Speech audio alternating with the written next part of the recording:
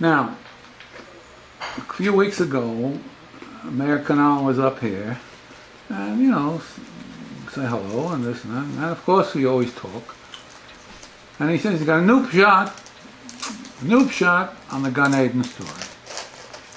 Okay, now there must be something, because Gan Eden story's been around for a long time. Everybody recognizes it as one of the central pieces in the Chumash, and essential for the whole Torah world.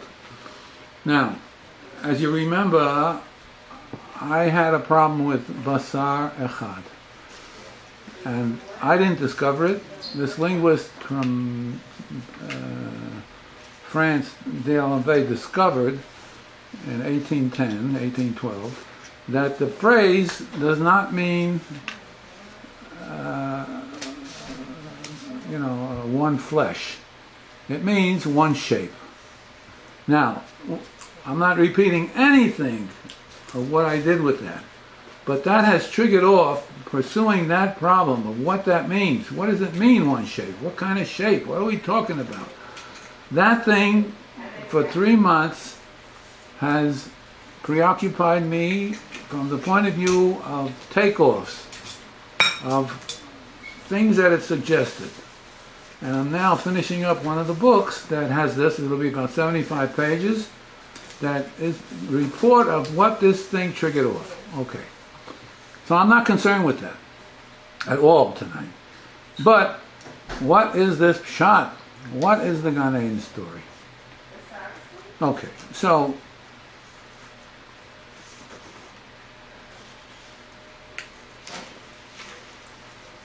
it's been taken to be that when you read the text, and you read the last sections of the text, it says that the kruvim and a lahat, whirling, it means a whirling sword, a cherev, a lahat cherev that went into opposite. It means a whirling sword that had a sharp edge on both sides, that was like being flipped around random, so that you don't know where it is.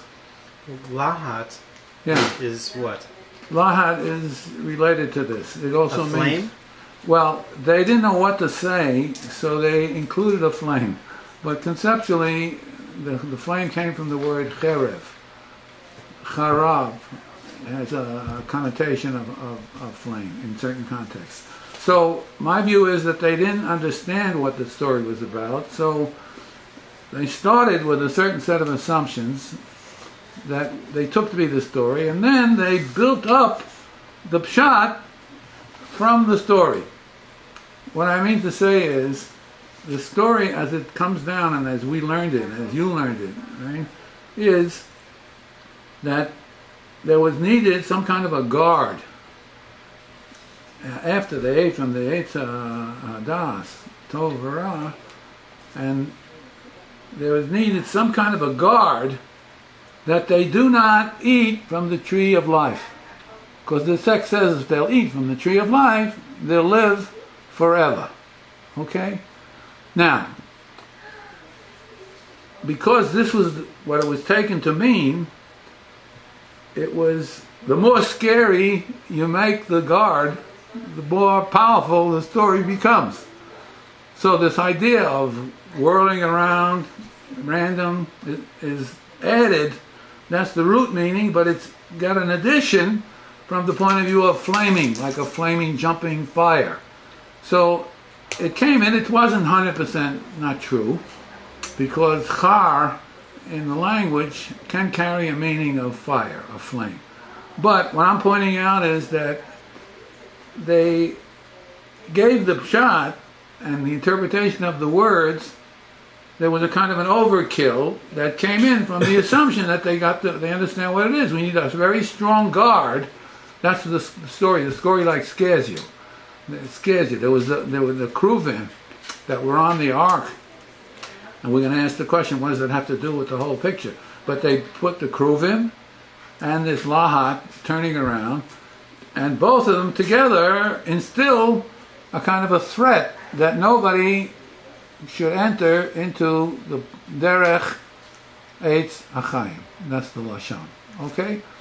Now, a word aside about linguistic associations.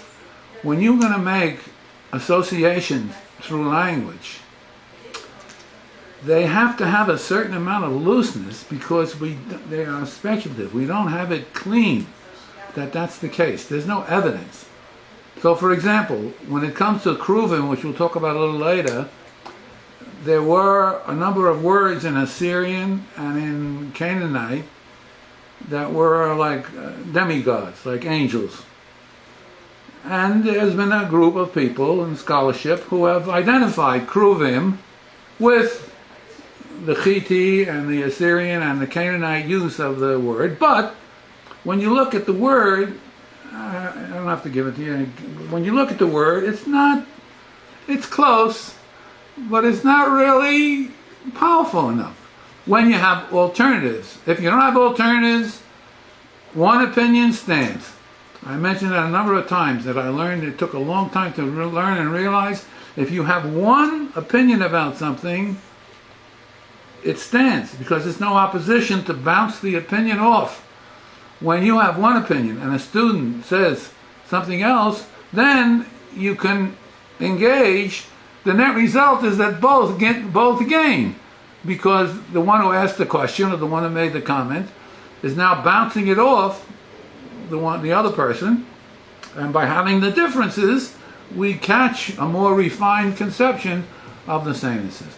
The example I gave all the time was Euclidean geometry and non-Euclidean geometry. 1830 was non-Euclidean geometry, Riemann and Lobachevsky. When it came into the world, when you said the word geometry, you had to specify, what are you talking about? What are you talking about, Euclid? Or are you talking about Riemann? Okay? Because there's another one. There are two geometries now. There's not one. Three, whatever it is. But the point is, before that time, you didn't ask questions, for example, about comparing the axiom set. There was nothing to compare it with. So when you have one, you don't have any differentiation, and you have things that sound fantastically rational, but because they're not being bounced off something of opposition, they loosen up from the point of view of argumentation. Now here's a good example. When you're doing by association of the names of these angels in the cultures that are surrounding, okay, it's not unreasonable that this was that they took for the ark the Kruvim, and really it was the influence or the causality picture was that it came in from the Canaanite, Chiti, Assyrian world. Okay, so these are all speculative because you're dealing with associations. So this is the general principle about linguistic associations, which is the topic that we have here, because we're going to have to discuss what are these meanings. What does la lahat mean? What does the kruvim mean? Why does it enter the picture, and what is the whole story all about? So the first point is that this is how it's been taken. It's been taken that you have to have a shomer. It says v'shamru, to guard the way to derech eitz hachaim.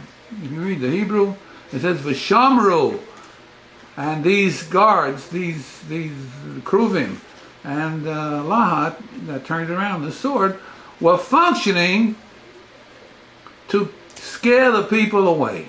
That's what comes through when you read it. That's what comes through when we teach it.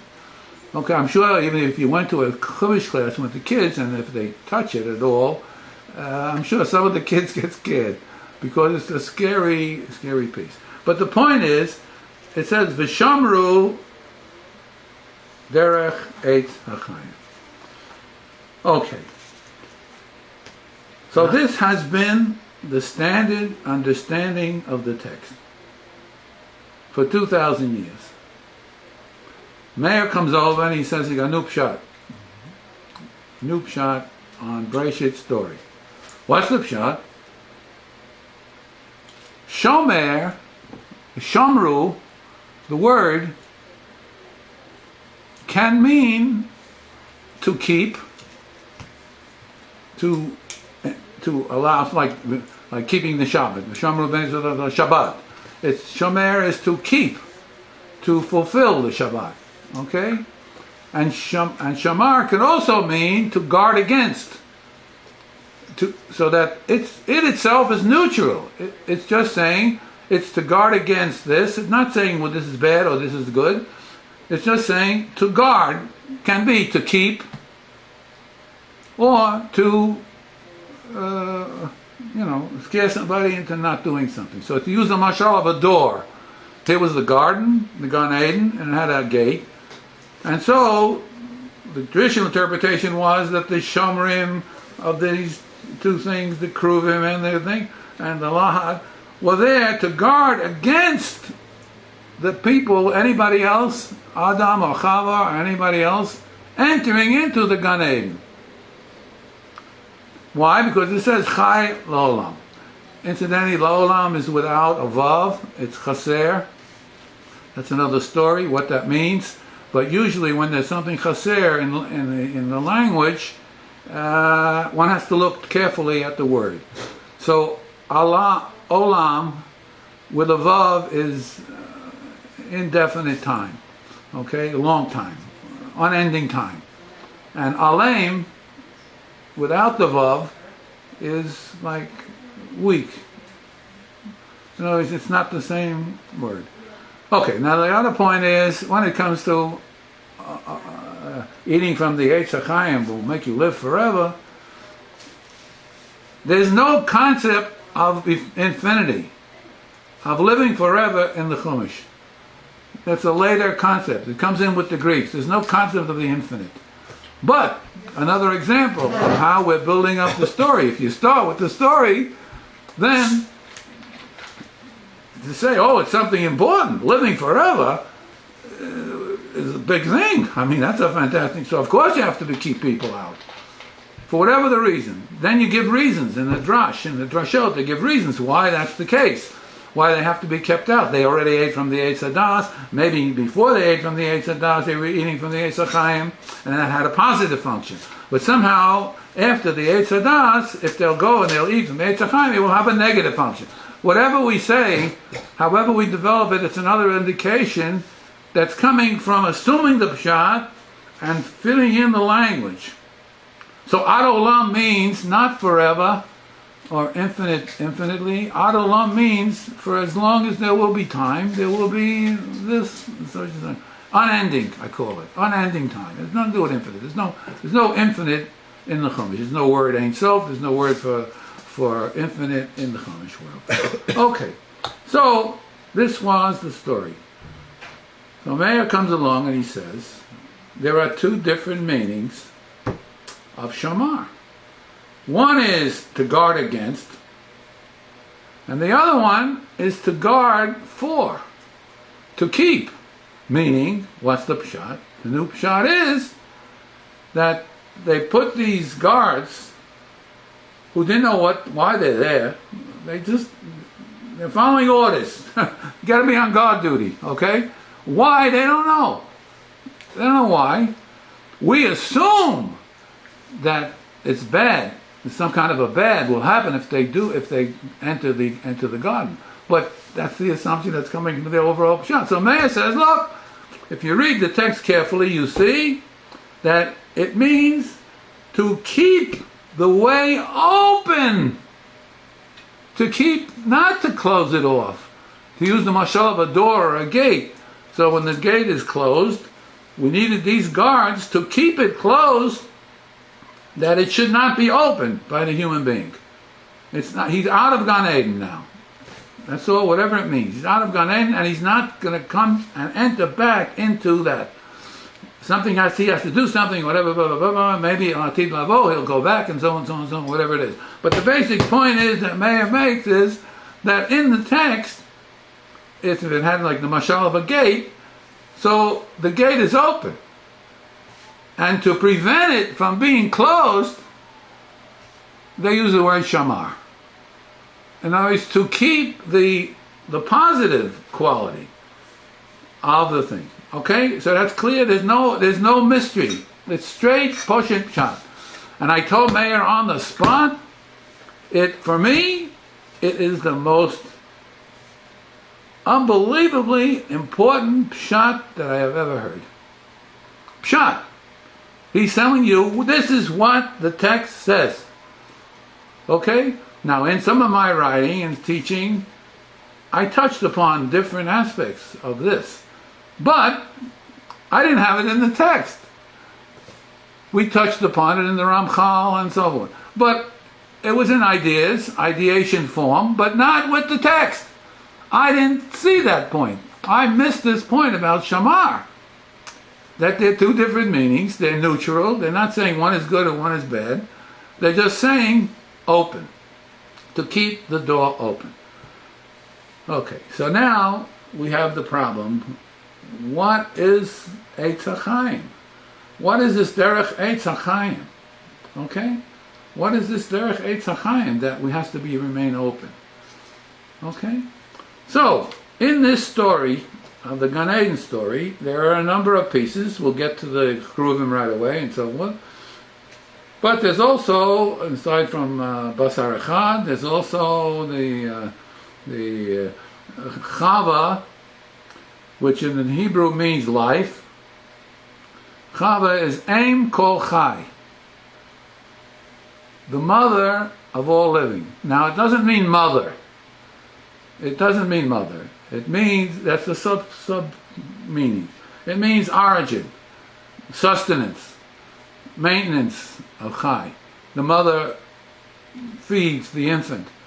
So it's a package of words that when you look in the LFA dictionary on aim, Aleph Mem, you see mother is down in the middle somewhere as another word for origin, sustenance, maintaining, feeding, so on, so on, so on.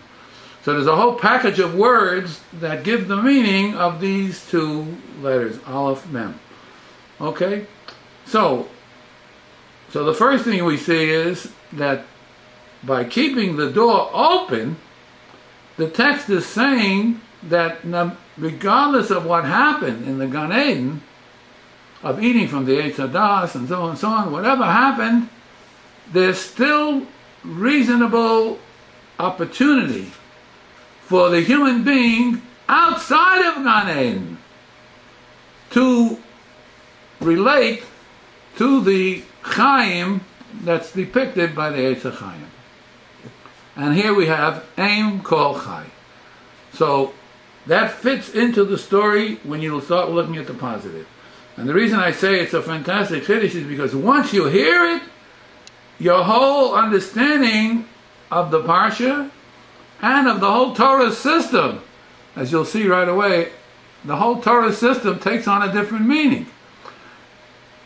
In the Christian world, the whole idea of original sin and so on, a lot of these things are related to the way they interpret the Gan Eden, the way they interpret the story. And generally speaking, they, and Judaism as well, have interpreted the story in this other way. So it fed into Western civilization. It's not a small thing, it's a big thing. It's a big thing. It's Western civilization to the core. Because as you well know, the Bible, okay, Old Testament and New Testament, whatever, the Bible is intrinsic to the humanistic dimension, let alone the religious, but to the humanist dimension of what we call Western civilization. I mean, that's built into Western civilization. So it's not just a local thing, it's a big thing. It's putting Western civilization on the line and saying, we missed something. We missed something. And what we have to do is restore it. See, look at the language. I'm changing gears because we're changing the understanding of the story. So what are we supposed to do? So right off the bat, we see it's related to sexuality. Not only basar echad, which is another issue about shape, but the fundament of life is sexuality and eating. The two fundamental characteristics of human being in respect to life system is eating and all of its dimensions, and sexuality and all of its dimensions. Okay, so we see that we have to keep open a derech, a way to Eitz HaChaim, which translates into a way open for what can we call a richer concept of sexuality. In other words, in the Chumash world, and that has been lost by the West, was a certain orientation to the man-wife, husband-wife relationship that has been lost in this overall pshat that was taken bimkom the real pshat. So what was lost? What was lost in the situation? What was lost was the relationship between husband and wife,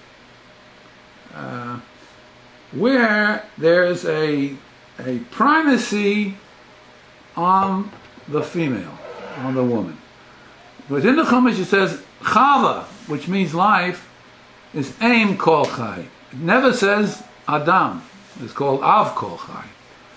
Now, for relations, both are needed, right? I mean, both are needed. But it's Aim Kol Chai and not Av Kol Chai. What that translates into is that in the intimacy of the husband-wife relation, there's a certain primacy on the woman. This comes through in the Kabbalah explicitly, in the Ari and in the Ramchal, that even in the Ari he says explicitly that whereas tefillot all year round, when they do the kavanot, the mental preparation to do tefillah, so the male is active, whatever that means. And the female is receptive. The male gives and the female receives. Okay? So here we see in a sense both are needed, but one has the active dimension, whatever it is for the moment, and the other one has the passive dimension. So in all the tefillot, except Ne'ilah for Yom Kippur, and strangely enough, Chanukah and Purim, for Chanukah and Purim and Ne'ilah, that special prayer for Yom Kippur at the end, for those three prayers are the exception to the general rule about tefillot, where the masculine, the male, the husband is the active, and the woman is the receiver. On Ne'ilah and Chanukah and Purim, no. The man is the receiver and the woman is the giver. Now, for the moment, and especially tonight, I'm not going to explain what that means. But I'm just pointing out the fact. The fact is that in the relation, the way the relation is viewed is that it's not a contract. It's not two people entering a contract where one needs the other. Because one does need the other. I mean, you have to have two people so for the relation. Okay, but the conceptualization is not built, for example, on contract. It's not a contract that you need me and I need you, and therefore we bond together and we have this intimacy together. In the, whatever you want to call it, contract, the relation, there is the primacy of the nekeva. Now, a way to look at this is that, because the problem is what kind of primacy? How does that operate? Well, what's going on? So I put it this way, just to say something, otherwise you leave it blank. The point is, whenever, in a man-woman relationship, husband-wife relation, whenever there is a touch, even the slightest touch of narcissism, of self-love on the part of the male, that's sufficient to indicate that the dominance of the woman or the primacy of the woman is not as its fullest. It's coming in from the negative. Whenever there is a touch of narcissism. Narcissism is self-love, self-respect, self-concern. In the literature on narcissism, in the psychological literature, I mentioned it once before, that when you look it up and you see, even Freud in his 1914 paper on narcissism said, I can't define it from the positive. It's like, what is it? So there's no real solid definition. They call it healthy narcissism. When a person has a good self-image, a healthy self-image. But what exactly is that? And so on and so on. So it turns out that when you look further, the list, there's 10, 15 pages of unhealthy narcissism. But very little on healthy narcissism because there's no way to define it. And Freud picked it up in 1914 in his paper and in the field. So what I did was make an analysis of this in terms of from the negative. So I'm trying to capture what is this special relation when there's the primacy of the woman, of the female. So I'm saying from the negative, if there's to any degree a touch of narcissism in the male behavior, that's indicative that the primacy of the female is not complete. In other words, there has to be some kind of a relationship where it's not a contract, a dominance. It's somehow whatever that means. Somehow the essence of the relationship requires the primacy of Aim Kol Chai, of the woman.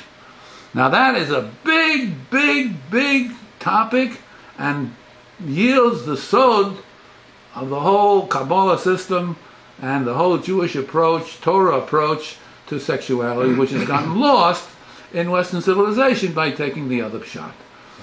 So, well, where's the jump from Meir's Yiddish? Because we're saying, from Daddy, we're watching opening the gate. Yeah, we're watching that on the level of the Yachid. No, we're watching on the level of the Yachid.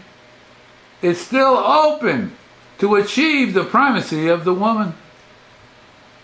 It's open. That's what Chaim means. Chava means Chaim. Oh, okay. That's what Chava means. Chava means existence. Existence, life are synonymous terms in the Chumash text. And when it says Aim Kol Chai, I don't want to get in that tonight more deeply, but what does that mean? Aim Kol Chai. First of all, it doesn't say Chaim. It says Chai in the singular. What does it mean?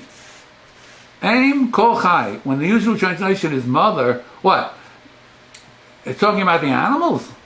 She's not the mother of the animal world, right? She's not feeding, nursing an animal. She's talking to the human being. So we're talking about Aim Kol Chai, meaning all the Chai in the human being. All the Chai in the human relations. And that's why it's singular.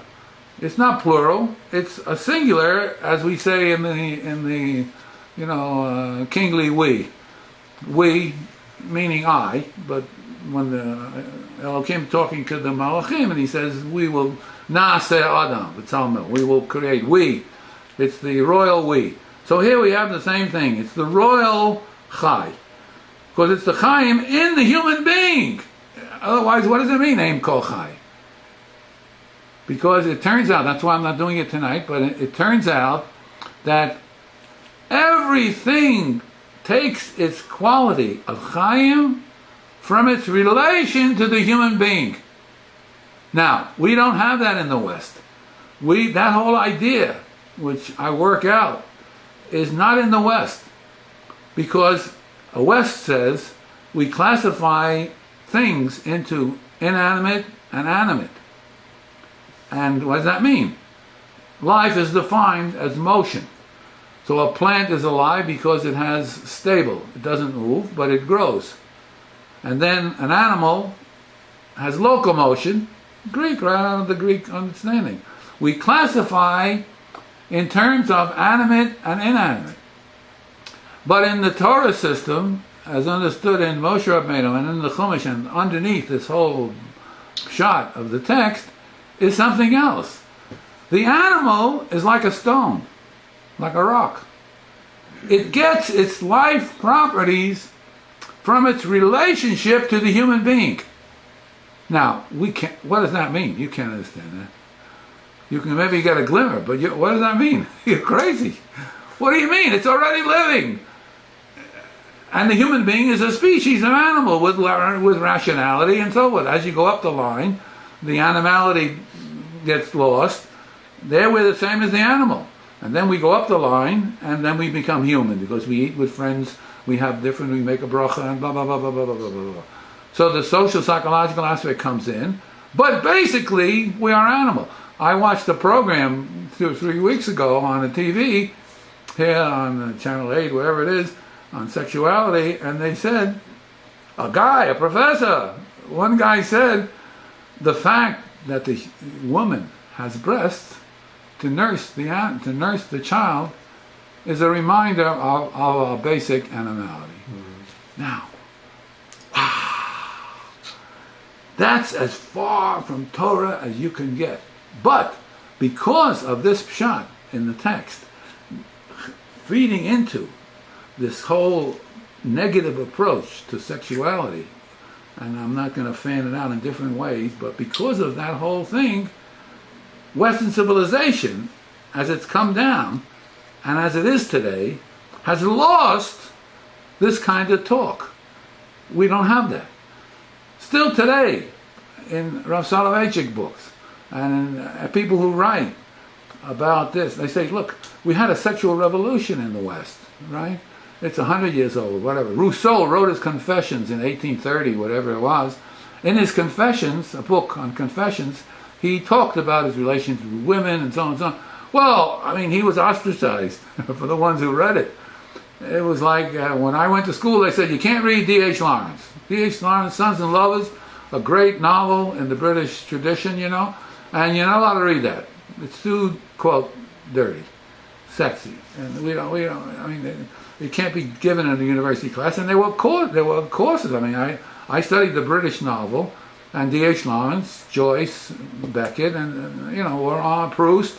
They were part of the great literature. I mean, if you read Sons and Lovers and other books by D.H. Lawrence, you see a great writer but who opened. Then Kinsey. Then when Kinsey came along, and there was this Kinsey report, there was before that a few others, but that opened up an unbelievable set of beliefs in terms of sexual behavior. In other words, the sexual behavior is like surprise. I mean, it may not have been surprise to the particular person, an individual who may have been involved in things, but as in general, it in effect made a new world. A better world? Never mind whether it's better or worse. And then, of course, as you know, when you look more carefully, it's never black and white. And from one angle, it has positive aspects, and from another angle, it has negative aspects. So eroticism, Hollywood, different dimensions of the material function in different ways, and that's for some other time to really have a session on how these things function and how to look at what's going on today, where we have this continuation of the sexual revolution. Okay, so this was the basic orientation, was that there was a certain dominance of the woman. Now look, in polygamous societies, it says in the Chumash, the human being will live 120 years, right? It says in Mufurash, the lifespan of the human being is 4 generations of 30 years each, 120 years. And that's in general the case. There may be some exceptions of great-great-great-great-great-great-grandfather, but generally speaking, 4 generations is the age that's given. So this again comes and says, what is this unending life? I mean, 120 years, that's the projection. So it doesn't mean it gives a chizuk to what I said before about ad olam, about what that means. Okay, but the basic point here is that the woman has a special characteristic of being the giver, the sustainer, the maintainer of the male-female sexuality. So it says in the text, not only 120 years, but it says in the text that because they ate from the Eitz Hadas Tov Ra, it says the Nachash will have the craw on his belly, right? And the human being, Adam, the man, will have to work with the sweat of his brow. You remember the story, right? And what does it say about the woman? Childbirth. What does it say about the woman? Bear children with pain. And she'll have pain in childbirth, Subservient to her husband. and she'll be subservient to her husband. So, here we come back. She'll be subservient to her husband. Well, wait a minute. If she's subservient to her husband, so that'll carry over into everything, including the sexual. So what the text is saying, that even though socio-politically, in a polygamous society especially, the woman will be subservient to the husband, there's an exception. The exception is in the sexual relation. That's the logical implication of the package that I'm putting together based on Meir's pshat of the text. It's saying that the gate is always open, not for the society as a whole, not yet, that's going to be Latid Lavo, but for the Yachid, for the individual, to walk through the gate and achieve the no narcissism, no self-love that in any way looks down, makes the woman feel bad, wrong, piece of meat, any adjective, any bitui that would come out of the woman's mouth that would indicate from the opposite side that the man is manifesting some kind of a self-love that's unhealthy. And here's this big list of psychological properties of the unhealthy narcissism. So that's what the story is all about. So the story now, built on Meir's pshat, is not a local thing. It's Western civilization on the line. Western civilization has to restructure itself, not just in terms of a sexual revolution, but a sexual revolution that has in it the narcissism-free world. Well, you said before, today we have a sexual revolution, but what's coming in is undue eroticism, romantic love. I'll live for you forever. Okay? I'll always be there for you. Okay? I'll put my life on the line for you. We're Romeo and Juliet. I mean, all of the motifs in the literature and in the culture are part of a revolution, but on the other hand, not yet, not quite fulfilling what the text is indicating about leaving the gate open to the privacy of the female, of the woman.